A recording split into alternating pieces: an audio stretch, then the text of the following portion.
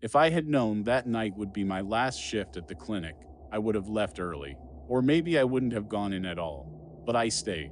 Because I was tired. Because I didn't want to lose my job. Because, like everyone else, I assumed the worst that could happen was a long night with a few annoying patients. I was wrong. By the time I realized what was happening, the doors were already locked, and I wasn't alone.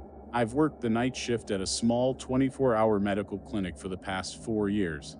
It's not a hospital, just a place for people who are too sick to wait for a regular doctor, but not sick enough for the ER. The kind of place that gets its fair share of drunks, addicts, and hypochondriacs. I've seen it all. Screaming patients, fistfights in the waiting room, people passing out cold on the floor. The night shift attracts the weirdest cases. But I always thought I could handle it. Until that night. It was just after midnight when she came in.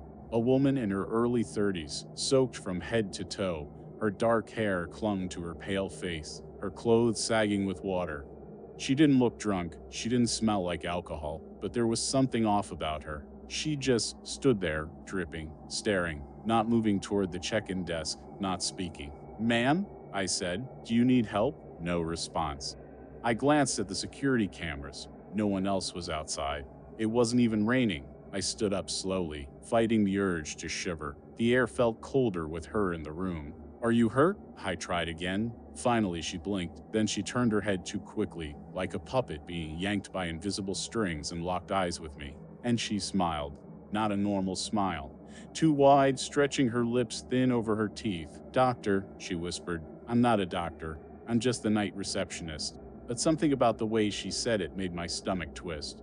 A second later, one of the nurses, Kim, stepped out from the back room. She took one look at the woman and sighed. Great, another junkie. I didn't think the woman looked like an addict, but I was grateful for Kim's confidence. She had been working nights longer than I had, and nothing rattled her. Kim grabbed a clipboard and gestured for the woman to sit. "Let's get you checked in." For the first time, the woman moved. She walked toward the chair, but her steps were strange too light, like she wasn't touching the floor. She didn't blink as Kim wrote down her information. Name: Anna Pierce. Date of birth: unknown. Symptoms: none. Kim frowned at the answers but shrugged. "All right, Anna. A nurse will call you back in a few minutes." Anna's head snapped toward me again. "I'll wait here," she murmured. And then she just sat there, staring, smiling. The waiting room was quiet that night. No other patients, no TV, just the sound of the clock ticking. Anna never moved. She never stopped smiling. I busied myself with paperwork, trying to ignore the weight of her stare. Kim went to the back, muttering about coffee. I checked the security feed. Something wasn't right.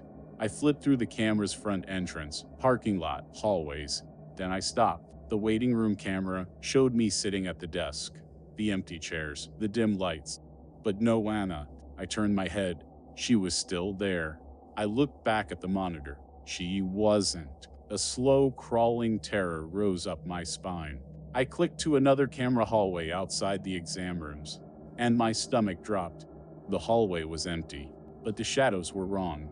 There was something standing there, something tall, too tall. The shape flickered, barely visible, like it was pressed between the layers of reality itself. And then, the screen cut to static.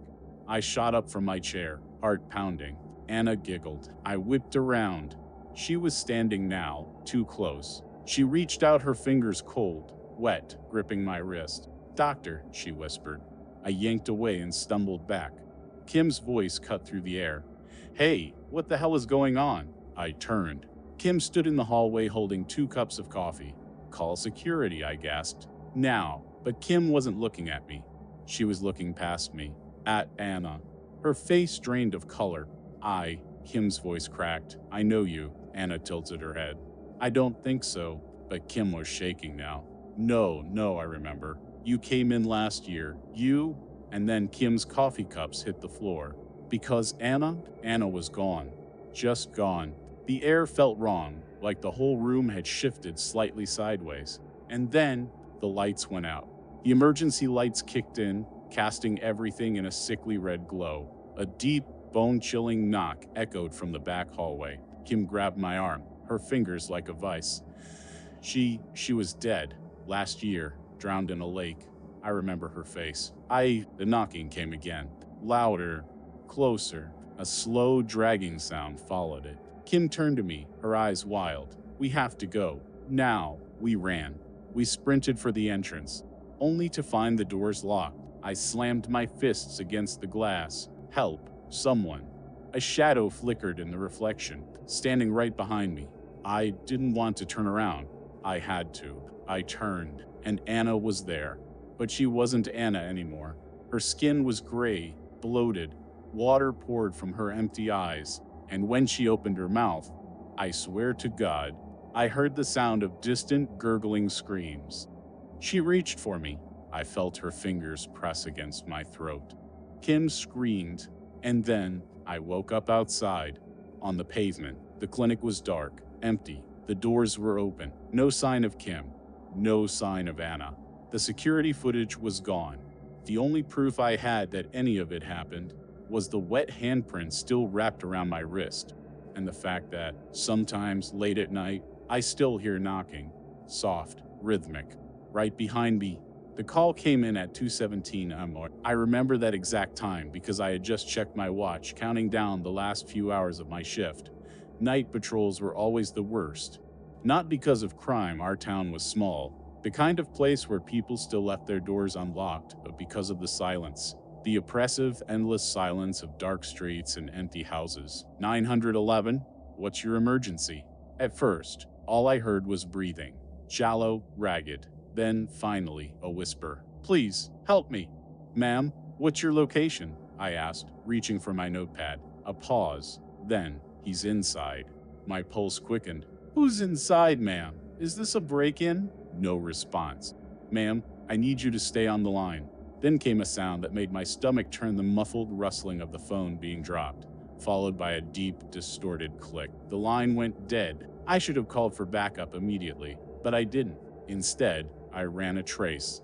114 Oak Street, an old house at the edge of town, abandoned for years as far as I knew. I radioed in my location before driving out, my headlights cutting through the thick fog rolling off the river. As I pulled up, the house loomed over me, 3 stories tall, rotting wood, no lights. The windows gaped like hollow eye sockets. I stepped out of my cruiser, my boots crunching against wet leaves. The air was thick, stagnant. I pressed the button on my radio. Dispatch, I'm at the scene. No visible signs of forced entry. Gonna check it out. Static. No reply. That was odd, but not unheard of. Some areas in town had terrible signal. I adjusted my grip on my flashlight and stepped onto the porch. The wooden boards groaned beneath my weight. Then I saw it. The front door slightly open. Police, I called out. If anyone's inside, make yourself known. Nothing. Pushing the door open, I swept my light across the living room. It looked untouched. No furniture, no signs of squatters, just dust and the lingering scent of mildew. So why did it feel like someone was still here? A soft creak sounded from upstairs. I reached for my gun. Ma'am, this is Officer Carter with the police department. If you need help, I need you to answer me. No response. I took the stairs slowly. Each step screamed beneath me. My flashlight flickered, casting long, twisting shadows on the peeling wallpaper. At the end of the hall, a door was open just a crack. Beyond it, total darkness. I stepped closer. That's when I saw the phone. An old rotary dial phone sat in the middle of the floor, the receiver off the hook, swaying slightly. The same phone I had traced the call to. I bent down, lifting it to my ear. Silence. Then, a whisper. You shouldn't have come. My body locked up. The voice was right behind me. I spun around, flashlight cutting through the dark. Nothing. Just an empty hallway. My heartbeat thundered in my ears as I reached for my radio.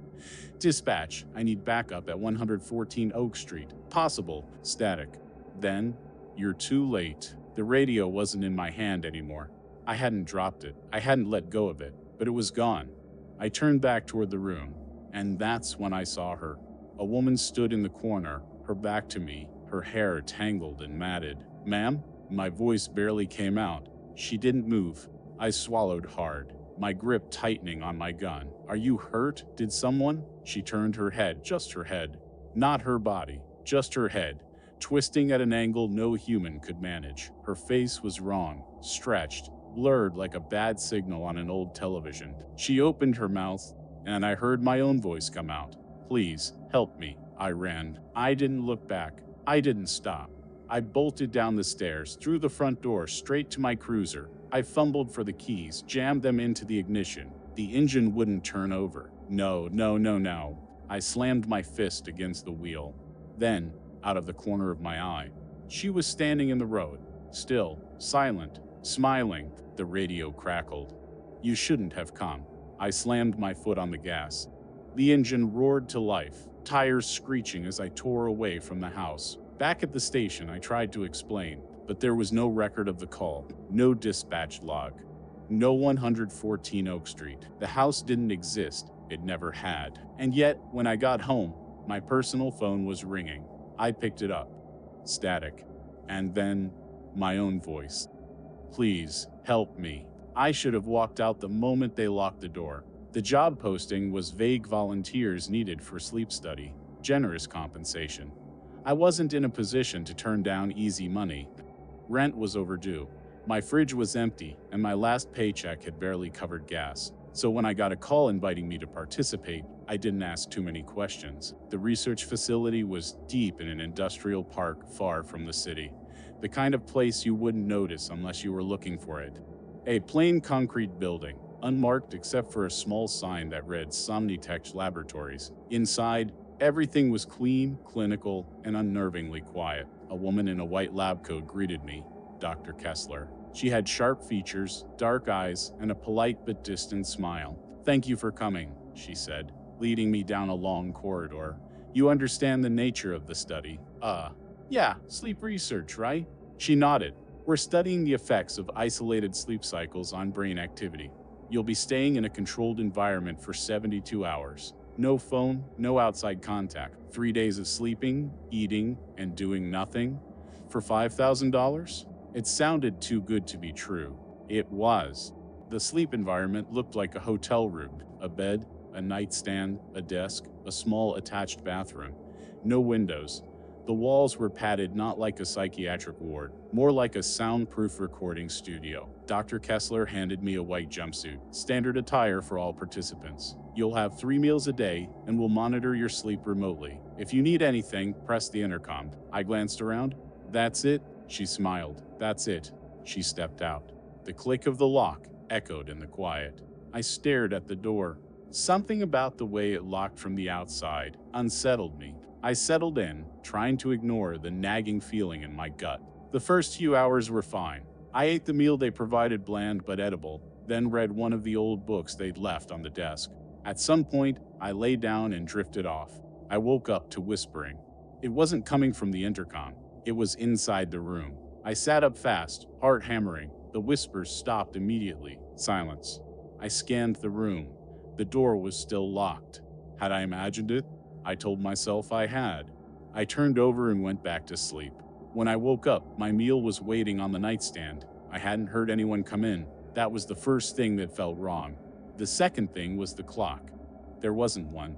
No clock, no watch, no phone, no way to know what time it was. I knocked on the door. Hey, what time is it? A crackle. Then Dr. Kessler's voice through the intercom. It's morning. How do you feel? I hesitated. Fine, I guess. She sounded pleased. Good. Let us know if you experience anything unusual. That word stuck with me. Unusual. That morning, I noticed something else. There was a mirror in the bathroom. One of those large, wall-mounted ones. Except, something about it was off. I stepped closer, staring at my reflection. It looked normal, but when I moved, I felt this tiny delay, a fraction of a second, where my reflection didn't quite keep up. I waved my hand. It followed, but I swear I saw it hesitate. I turned away fast, my pulse racing. Just exhaustion, I told myself. Just my brain playing tricks. But I avoided the mirror after that.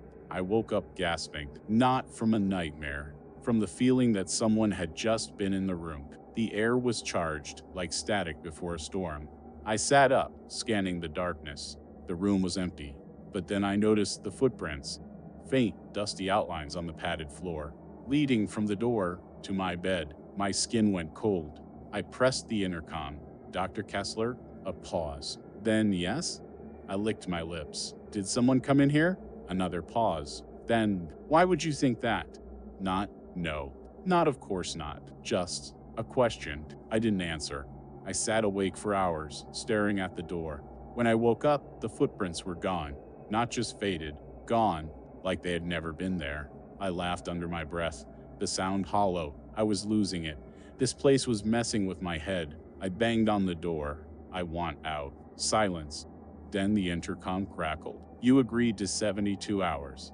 I felt my stomach drop. And if I refuse? A long pause. Then, please return to bed. The intercom clicked off. I stared at it, my hands shaking. This wasn't a sleep study. This was something else. Something worse. I didn't sleep. I sat with my back against the wall, watching the door. At some point, the light flickered, and the whispers came back. Not from the intercom, not even from the room, from the mirror. I turned my head, heart pounding. The reflection was wrong. The bed was empty, but in the mirror I was still lying there, motionless, eyes wide open, staring at me. I scrambled to my feet. My reflection smiled, a slow, unnatural stretch of lips. And then it sat up. I stumbled back, my breath coming in sharp gasps. The thing in the mirror stood, tilting its head, watching me. And then it stepped forward, out of the mirror. I screamed. Darkness swallowed me whole. I woke up in my car. The facility was gone. No building, no sign, just an empty lot. My phone was in my lap, the date showing 3 days later. A manila envelope sat on the passenger seat. Inside was $5,000 and a note. Thank you for your participation. I don't know what happened in there.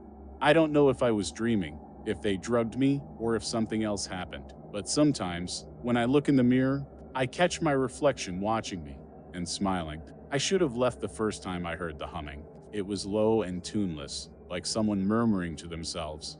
I assumed it was coming from another apartment. Old buildings had thin walls, and I'd only just moved in, so I didn't know what to expect. But then I realized something strange. The sound wasn't coming from next door. It was coming from inside my apartment. I checked the bathroom, the kitchen, even inside the closet. Nothing, just me and my half-unpacked boxes. The humming stopped after a few seconds. I told myself I had imagined it. I was wrong. Moving into the Dunbridge was supposed to be a fresh start. My last place had been a disaster: thin walls, bad plumbing, and neighbors who partied until 3 a.m. This new building was old, sure, but it had a charm to it. High ceilings, wooden floors, big windows that let in just the right amount of light. Best of all, it was cheap, almost too cheap. The landlord had given me a vague reason for the low price, something about a slow market and renovations, but I didn't care. I just wanted peace and quiet. For the first week, that's exactly what I got. And then I started hearing the humming. It only happened late at night, always around 2 or 3 a.m., a faint, droning hum that never formed a real melody. It would last for a minute or two, then fade away, leaving behind a strange, electric silence. The first few times, I ignored it. By the fourth night, I was starting to lose sleep. I searched everywhere. I turned off every appliance, checked under the bed, even pressed my ear to the floor in case it was coming from below me. Nothing. I tried recording it on my phone, but every time I played it back, there was only silence. That's when I noticed something else. Whenever I heard the humming, the temperature in my apartment would drop. Not by much, just enough to raise goosebumps on my arms. Enough to make me pull my blanket tighter around me. I told myself it was my imagination. Then one night, the humming stopped mid-note as if someone had been cut off, and something knocked on my bedroom door. I froze. I lived alone. I stared at the door, my breath caught in my throat. The knock came again, soft, almost hesitant. I forced myself to get up, my legs shaky. I reached for the doorknob, then stopped. A cold realization crept over me. I had locked my bedroom door before going to bed. Whatever had knocked was already inside my apartment. I held my breath and listened. Nothing. After what felt like an eternity, I slowly unlocked the door and peeked outside. The apartment was empty. The front door was still locked, but something was different. The air smelled wrong, stale, like an old basement that hadn't been opened in years. I didn't sleep the rest of the night. The next morning, I went to the building manager.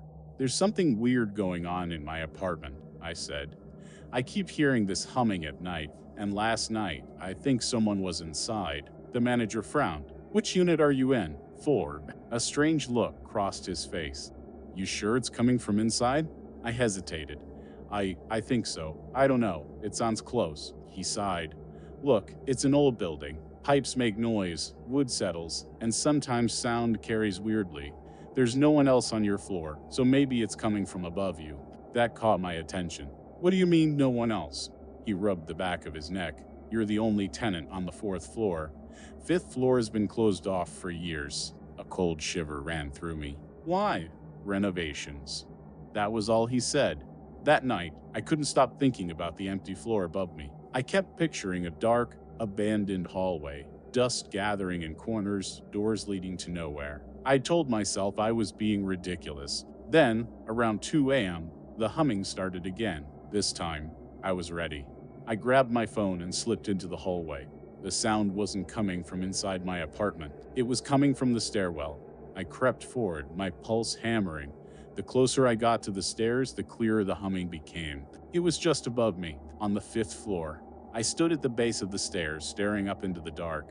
The overhead light flickered weakly, barely illuminating the landing above. I don't know why I went up. I just knew that I had to see. I climbed the stairs slowly, each step creaking beneath my weight. The humming never wavered. I reached the top.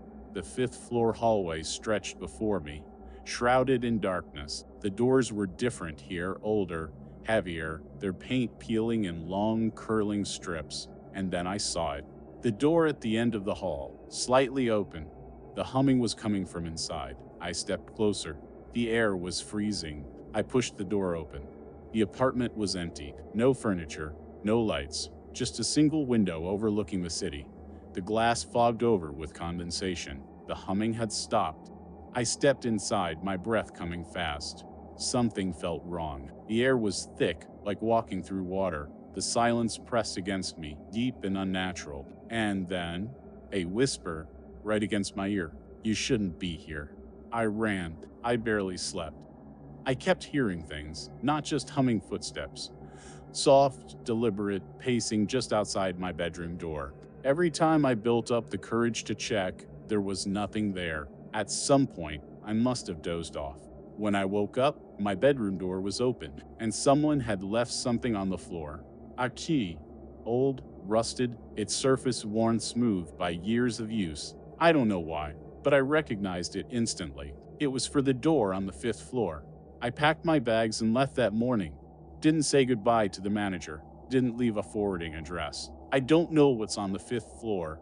I don't want to know. But sometimes when I wake up in the middle of the night, I swear I can still hear it. That low, tuneless humming right outside my bedroom door.